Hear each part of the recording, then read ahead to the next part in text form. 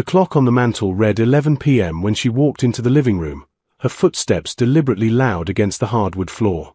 I didn't look up from my book immediately, though I could feel the energy radiating off her, that particular combination of nervousness and manufactured confidence I'd come to recognize over our 7 years of marriage. "We need to talk," she said, her voice carrying that rehearsed quality that told me she'd been practicing this moment in her head for days, maybe weeks. I closed my book slowly, marked my place, and set it on the side table. "All right," I said, meeting her eyes. They were bright, almost feverish, and I noticed her hands trembling slightly even as she tried to stand tall. "I'm leaving," she announced, crossing her arms. "I've found someone better." The words hung in the air between us like smoke. She was waiting for something. Shock, anger, tears perhaps. I'd seen enough crime dramas to know she expected me to either crumble or explode. Instead, I felt a strange sense of calm wash over me, the kind that comes when something you've suspected finally gets confirmed. "Someone better," I repeated quietly, letting the words settle. "That's interesting timing." Her eyebrows drew together, a flicker of confusion crossing her face. This wasn't going according to her script. "What do you mean, timing?" I leaned back in my chair, studying her face the way you might study a stranger's. "Tell me about him. This someone better. Does he have a name?" She lifted her chin defiantly. "His name is Ryan. He's successful, ambitious, and he actually appreciates me. He sees my worth, which is more than I can say for you these past few years." "Ryan," I said, nodding slowly. "Ryan Patterson, right? 42 years old, works in commercial real estate, drives a black Tesla, divorced about 3 years ago." The color began to drain from her face. "How do you? And you've been seeing him for about 4 months now," I continued, my voice steady and calm. "Meeting him during those extended lunch breaks, those evening yoga classes you suddenly became so passionate about, and those weekend work conferences that seemed to pop up every other week." She took a step back, her arms dropping to her sides. "You've been spying on me." "No," I said simply. "I've been paying attention. There's a difference." Her mouth opened and closed, but the confident speech she'd prepared was clearly falling apart. I could see her trying to regain her footing, to remember whatever she'd planned to say next. "Well, it doesn't matter how you found out," she said, though her voice had lost some of its edge. "The point is, I'm in love with him, and I'm moving into his apartment downtown next week. I've already packed most of my things. They're in the storage unit I rented last month." "The storage unit on Maple Street," I said. "Unit 247. "Stop it," she snapped, her composure finally cracking. "Stop acting like you know everything. You don't know what it's like being married to someone who's just there. Someone who doesn't excite me anymore, who doesn't make me feel alive." I let her words echo in the room for a moment before speaking. "Is that what Ryan makes you feel? Alive?" "Yes," she said, but it came out as almost a whisper. "He makes me feel things I haven't felt in years." "Made," I corrected gently. "What?" "Made you feel. Past tense." She stared at me, and I could see the first real hint of fear creeping into her eyes. "What are you talking about?" I reached into my pocket and pulled out my phone, setting it on the coffee table between us. The screen was dark, but its presence seemed to fill the room. "Here's the thing about timing," I said, my voice still calm, still measured. "You chose 11 p.m. for this conversation. That's very deliberate, isn't it? Late enough that I'd be tired, caught off guard. Late enough that you thought you could deliver your news and be out the door before I could fully process what was happening." "I don't." "But what you didn't account for," I continued, "was that Ryan called me this afternoon. Around 3:30, to be precise." The room went absolutely silent. Even the old house seemed to stop its familiar creaking. She stood frozen, her face cycling through expressions: confusion, denial, fear, and finally, a dawning horror. "That's impossible," she whispered. "Is it?" I asked, and for the first time that evening, I allowed myself a small, sad smile. She stumbled backward until she hit the armchair behind her, gripping its back for support. "You're lying," she said, but her voice had lost all conviction. "Ryan wouldn't. He would never." "Call your husband." I finished for her. "You're right. Under normal circumstances, he wouldn't. But these weren't normal circumstances, were they?" I picked up my phone and scrolled through my call log, turning the screen toward her so she could see the incoming call from an unknown number, timestamped at 3:37 p.m., duration, 43 minutes. 43 minutes is a long conversation to have with a stranger, I said, setting the phone back down. Especially when that stranger is calling to tell you that you've both been played. She sank into the armchair, her carefully constructed facade crumbling like wet cardboard. "What did he say?" The question came out barely above a whisper. "He said a lot of things," I replied, standing up and walking to the window. Outside, the street was quiet, the neighbors' houses dark. Normal people were sleeping, not having their lives torn apart. "But first, let me ask you something. Did you tell Ryan you were married?" The silence that followed was answer enough. "That's what I thought," I said, turning back to face her. "See, Ryan thought he was dating a woman who'd been divorced for 2 years. A woman who'd been hurt by her ex-husband, me, apparently, and was finally ready to move on. A woman who just needed a little time before she could fully commit." "I was going to tell him," she said weakly. "I just needed to find the right moment." "The right moment?" I laughed, but there was no humor in it. "How about 4 months ago, on your first date? Or 3 months ago, when things got serious? Or 2 months ago, when you started planning to move in with him?" She covered her face with her hands. "How did he find out?" "Your friend Jessica," I said, watching her head snap up. "Turns out Ryan knows her husband from their gym. Small world, isn't it? They ran into each other last week, and Jessica, assuming Ryan knew you were married, made some comment about how brave you were to be starting over." "Oh God," she breathed. Ryan, confused, asked what she meant. Jessica, realizing her mistake, tried to backtrack, but the damage was done. "He looked you up, found our wedding announcement from 7 years ago, our social media photos, the ones you never bothered to delete, and he put the pieces together." I returned to my chair, sitting down heavily. The adrenaline that had been sustaining me was beginning to fade, leaving behind a bone-deep weariness. "He spent the weekend investigating," I continued. "He's in real estate, so he knows how to do research. He found out about the house we own together, the joint bank accounts, everything. And then he started wondering what else you might have lied about."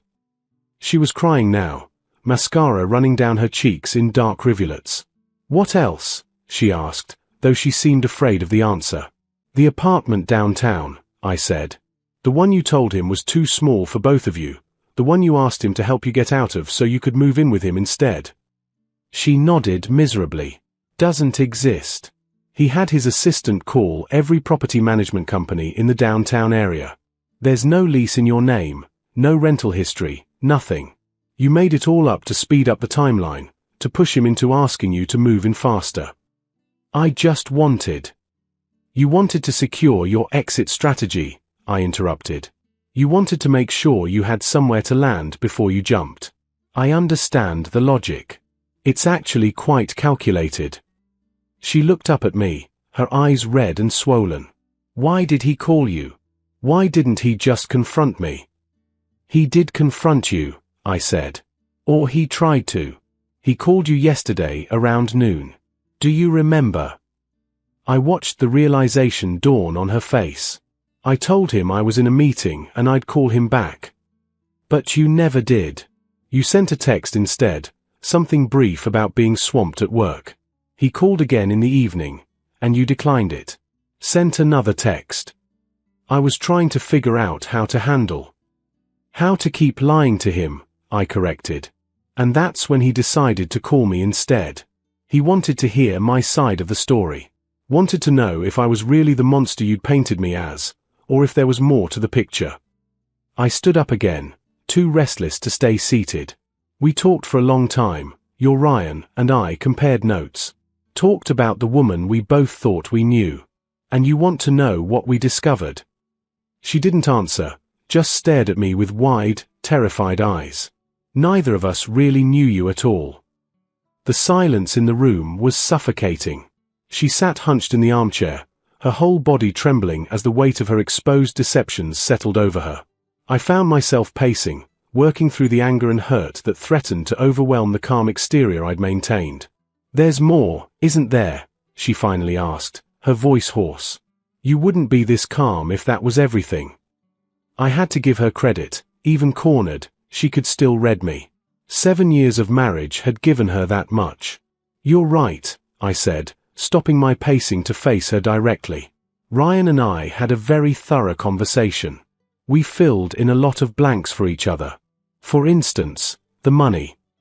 She went rigid. "What money?" "The $15,000 that's disappeared from our savings account over the past 4 months. Small withdrawals, carefully spaced out, 200 here, 500 there, never enough at once to trigger any alerts. You thought I wouldn't notice." "That money was for..." "For what?" I challenged. "Our emergency fund, the one we've been building for the past 5 years? The one we agreed we were saving for a down payment on a bigger house? What did you need $15,000 for?" She opened her mouth, closed it, then tried again. "Expenses. Dating isn't cheap." "Gifts," I said flatly. "Ryan told me about the expensive watch you bought him for his birthday last month. The designer wallet for their 3-month anniversary. The weekend trip to the coast you surprised him with. All paid for with our money, from our joint account, while I was here thinking we were building a future together." "You never paid attention to me," she burst out, finding some reserve of defensive anger. "When was the last time you took me somewhere nice? When did you last buy me anything that wasn't practical?" "Last month," I said calmly. "The first edition of your favorite book that I tracked down from 3 different rare book dealers. Cost me $400 and weeks of searching.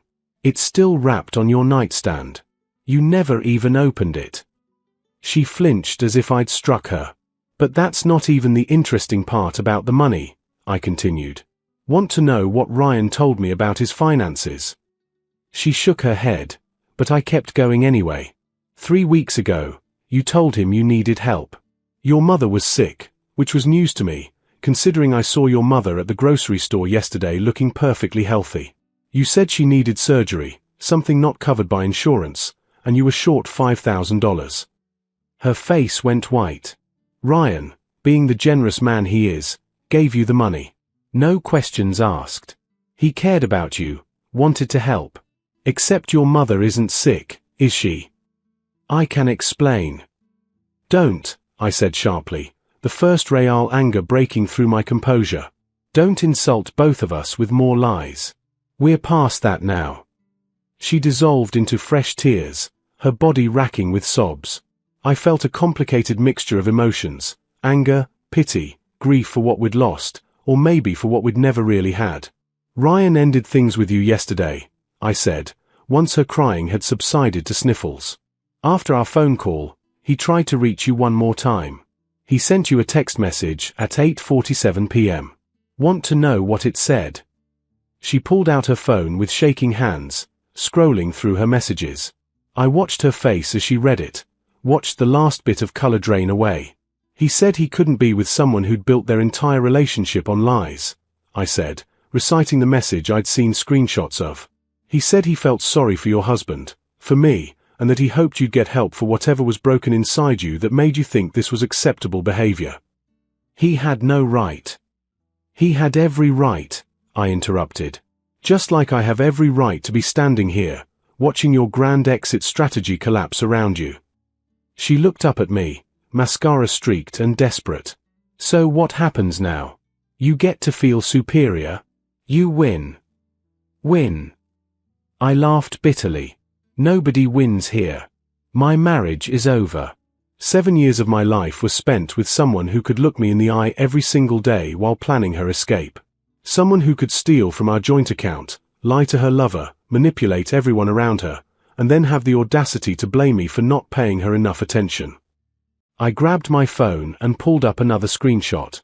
"But since you asked what happens now, let me show you something else Ryan sent me." I turned the screen toward her. It was a photo of a text message exchange, her messages to Ryan from 2 weeks ago, detailing her plans. You told him the lease on your apartment ended next Friday, I read aloud. You told him you'd already given notice, that you had nowhere else to go, and you'd be homeless if he didn't let you move in early. You really knew how to apply pressure.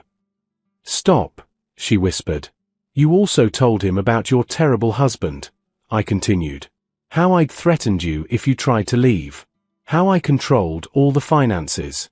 How you were afraid of what I might do. I never said. It's all here, I said, holding up the phone. Screenshots. Evidence. Ryan was thorough. He documented everything before he ended things, probably in case you tried to cause him trouble later. She stood abruptly, nearly knocking over the floor lamp beside the chair. I need to call him. I need to explain, make him understand. He blocked your number, I said quietly. After you tried calling him 17 times yesterday evening and sent 43 text messages ranging from apologetic to threatening. He showed me those too. She swayed on her feet, and for a moment I thought she might collapse. This can't be happening. This wasn't how this was supposed to go. How was it supposed to go? I asked, genuine curiosity cutting through my anger. You walk in here at 11 p.m., announce you're leaving, and I just, what? Fall apart? Beg you to stay? Make it easy for you to cast yourself as the victim of a broken marriage. I just wanted out, she said, her voice cracking. I just wanted something different, something exciting. Is that so wrong? Wanting out isn't wrong, I replied. We could have had that conversation honestly, months ago. We could have gone to counseling, tried to fix what was broken, or agreed to part ways with dignity. But that's not what you did. I walked to the bookshelf and pulled down a folder I'd hidden behind our photo albums, photos that now felt like documentation of a lie. Instead, you plotted and schemed. You stole money.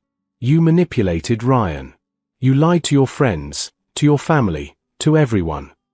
What is that? She asked, eyeing the folder warily. Bank statements, I said, opening it. Credit card bills. The private investigator's report. Her eyes widened. You hired her. 3 months ago, I confirmed. After I found a hotel receipt in your coat pocket that you'd forgotten about. I needed to know if my suspicions were right, or if I was being paranoid. I spread the papers across the coffee table. Photos of her and Ryan at restaurants, going into his apartment building, walking hand in hand through the park. Detailed logs of her movements, her lies catalogued with timestamps and locations. I've known for 3 months, I said.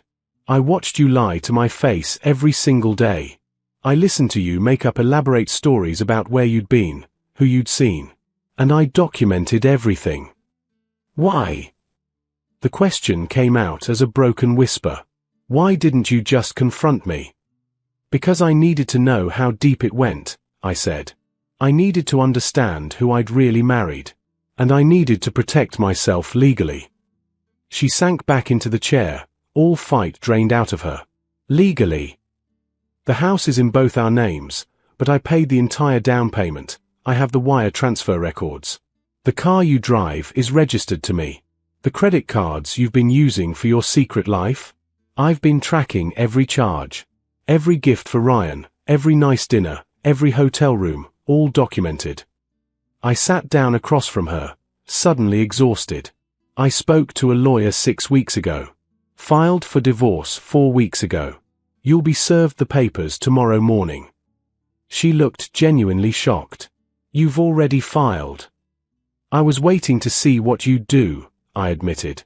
Part of me hoped you'd come clean on your own, that you'd show some remorse, some recognition of what you were destroying. Instead, you planned this little performance for tonight. The apartment downtown, she said suddenly, realization hitting her. You knew there was no apartment. I knew everything, I confirmed. Ryan wasn't the only one you lied to about your living situation. You told your sister you were staying with a friend from college while you looked for a place. You told that friend you were staying with your sister. You were planning to bounce between them for a few weeks until Ryan's guilt or love or whatever you were counting on kicked in and he took you back. He won't take me back, she said dully. You made sure of that. I didn't make sure of anything, I corrected. You did this all yourself. I just connected two people who deserved to know the truth. Ryan called me, remember? He'd already figured out you were married. All I did was confirm it and share notes on our mutual experience of being lied to. She was crying again, but quietly now, hopelessly. What am I supposed to do? Where am I supposed to go? That's not my problem anymore, I said, and I meant it. You're an adult who made adult choices. Now you get to face adult consequences. But I have nothing, she protested. No money, nowhere to stay. You have your salary, I pointed out. You make good money at your job, or you did, before you started taking all those extended lunch breaks and fake sick days. You might want to focus on that, actually, since your boss has been trying to reach you about your performance reviews. She pulled out her phone again, scrolling frantically. Oh God, I have 4 missed calls from work. I thought, I've been so distracted, I didn't even. The money you took from our account will need to be paid back, I continued. My lawyer has all the documentation. The $5,000 you scammed from Ryan, that's between you and him, but I'd be prepared for him to pursue it legally if you don't return it. I spent it, she whispered. Of course you did. The clock on the mantel now read 12:47 a.m. Nearly 2 hours had passed since she'd walked in with her rehearsed speech, ready to devastate me with her departure. Instead, she sat broken in the armchair, her carefully constructed alternate life shattered around her. I loved you, she said suddenly, looking up at me with red-rimmed eyes. In the beginning, I really did love you. Maybe, I acknowledged. Or maybe you loved the idea of me, the security I represented. I don't think either of us will ever really know. When did you stop loving me? She asked. I considered the question honestly. I'm not sure I have. That's the complicated part. I'm angry, I'm hurt, I feel betrayed in ways I'm not sure I can fully articulate yet. But 7 years doesn't just disappear because you made terrible choices. Then why? Because love isn't enough, I interrupted. Trust matters. Respect matters. Partnership matters. You destroyed all of that. Even if some part of me still loves the woman I thought you were, I can't be married to the woman you actually are. She nodded slowly, seeming to age years in that moment. Your lawyer, the divorce papers, what are you asking for? The house, I said. Since I paid for it. My retirement accounts, which have always been separate. You can keep your car, it's old, but it's paid off. We'll split the remaining savings account 50-50, minus what you stole. My lawyer has a complete accounting. That's it. You're not trying to take everything. I'm not vindictive, I said. I just want this to be over. You sign the papers, agree to the terms, and we can both move on with our lives. She laughed bitterly. Move on to what? I've destroyed everything. My job is probably gone after all the time I've missed. Ryan won't speak to me. I've lied to everyone who cares about me. What exactly am I moving on to? That's something you'll have to figure out, I said, not unkindly. Maybe this is rock bottom for you. Maybe this is where you start being honest, with yourself, if no one else. I don't know how, she whispered. I don't know how to be that person. Then find a therapist. Do the work. Figure out why you thought any of this was acceptable. I stood up, suddenly desperate to be alone. But you need to leave. Tonight. Where am I supposed to go at 1 in the morning? You told your sister you were staying with college friend Sarah. You told Sarah you were staying with your sister. I'd suggest actually calling one of them and telling the truth for once. She pulled out her phone with shaking hands, then looked up at me. What if they won't take me in? Then I suggest you book a hotel room. There's one about 3 miles from here. I'm sure you remember it. You've been there often enough. She flinched at the barb but didn't argue. I watched as she made the call, her voice small and ashamed as she asked her sister if she could come over.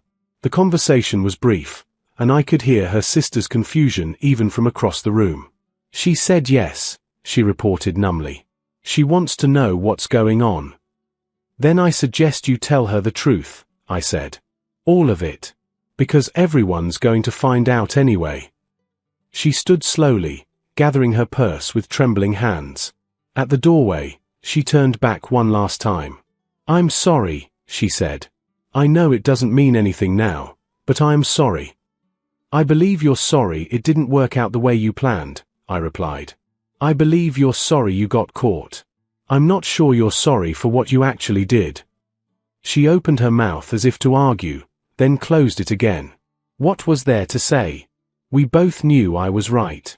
The storage unit on Maple Street, I said as she reached for the door handle. Unit 247. You'll need to clean it out within 30 days or they'll auction the contents. It's in your name, your responsibility. How did you? I know everything, I reminded her. I've known for months. The only surprise tonight was that you thought you could surprise me. She nodded, tears streaming down her face again. Goodbye, she whispered. Goodbye, I replied, and meant it in every sense of the word. The door closed behind her with a soft click. I heard her car start, heard it pull out of the driveway and disappear down the street. Then there was only silence. I returned to my chair and picked up my book, trying to find my place. The words blurred on the page.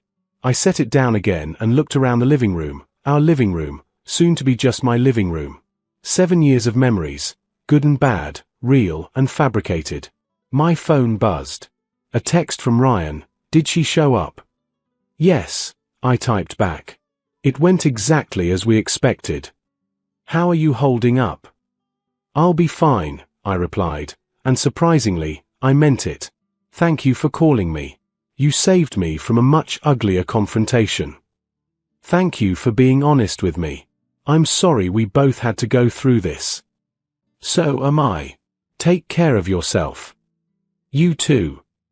I set the phone down and leaned back in my chair. Tomorrow, she'd be served with divorce papers. She'd have to face her sister's questions, her friend's judgment, the consequences of her choices. She'd have to figure out how to rebuild a life from the ruins of her own making. And me. I'd already started rebuilding. The lawyer was handled. The house would be mine. I'd taken back control of our finances. I'd protected myself as best I could. But more than that, I'd learned something valuable. I was stronger than I'd given myself credit for. Strong enough to investigate when I suspected the truth. Strong enough to gather evidence and protect myself legally. Strong enough to have a calm conversation with my wife's lover. Strong enough to let her go without begging or pleading or making a scene. The clock struck 2 a.m. I finally allowed myself to feel it, all the anger, the hurt, the betrayal, the grief. I let it wash over me in waves, sitting alone in the quiet house. Tomorrow, I'd start the next chapter. Tonight, I mourned the end of this one. But I didn't regret standing my ground. I didn't regret exposing the lies. And I definitely didn't regret the look on her face when she realized that her carefully planned dramatic exit had turned into her worst nightmare. Sometimes the best revenge isn't fire and fury. Sometimes it's just the quiet, devastating power of the truth.